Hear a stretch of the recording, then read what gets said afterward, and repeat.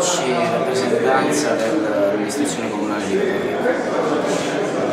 Ci troviamo alla Senior e Junior Expo 2015, parliamo di anziani, parliamo di migliorie anche riguardo gli stili di vita dei senior, degli over 65.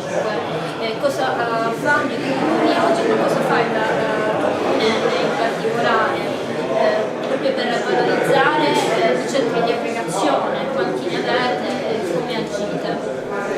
Allora, la nostra è un piccolo comune di 1000 abitanti, noi stiamo vivendo come tutti gli altri piccoli comuni lo spopolamento, proprio i ragazzi scendono più a valle, preferiscono andare a investire lì e non nei piccoli paesi. Quindi come risorse che abbiamo più importanti sono appunto la terza età, che è gli anziani.